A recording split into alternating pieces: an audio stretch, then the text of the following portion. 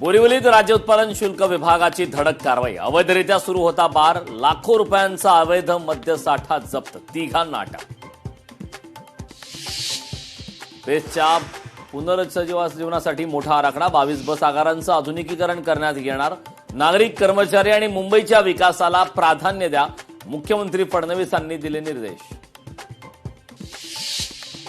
महाराष्ट्रात महाविकास आघाडीची परिस्थिती बिघडली, महाविकास आघाडीत कोणताही ताळमेळ नाही, उपमुख्यमंत्री एकनाथ शिंदेंची महाविकास आघाडीवर टीका। विधान परिषदेवर बिनविरोध निवड झाल्यानंतर विक्रम काकडेंनी घेतली उपमुख्यमंत्री सुनेत्रा पवारांची भेट। भेटीदरम्यान विविध सामाजिक आणि विकासात्मक विषयांवरही सकारात्मक चर्चा झाली।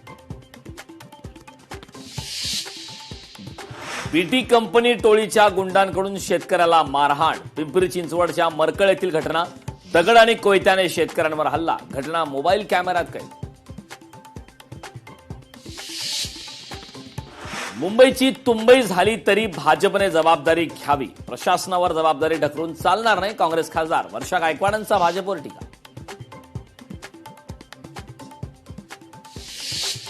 मनोज जरांगे नेहमी समाजासाठी झटत असतात, जरांगेंना आमचा पूर्णपणे पाठिंबा आहे, गंगाधर काळकुटे यांच्याकडून मनोज जरांगेंचं कौतुक।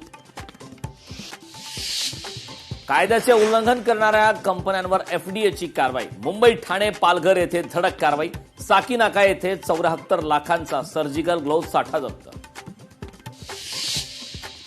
नागपूर अवैध कत्तलखान्यांविरोधात विश्व हिंदू परिषद आक्रमक, बडकस चौकात विश्व हिंदू परिषदेचं आंदोलन, कत्तलखान्यांवर तत्काळ कारवाई करण्याची आंदोलकांची मागणी।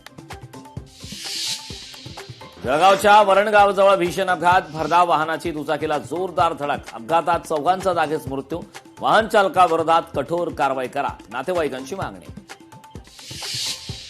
वसईत महावितरणच्या वरिष्ठ तंत्रज्ञ आणि सुरक्षा रक्षकाला मारहाण, वीज पुरवठा खंडित झाल्याच्या रागातून मारहाण, या प्रकरणी माणिकपूर पोलिसात गुन्हा दाखल।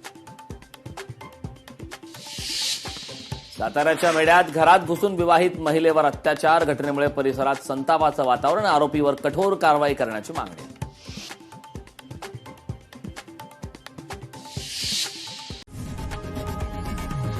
लोकशाही मराठी ऐका, पहा, जागरूक रहा।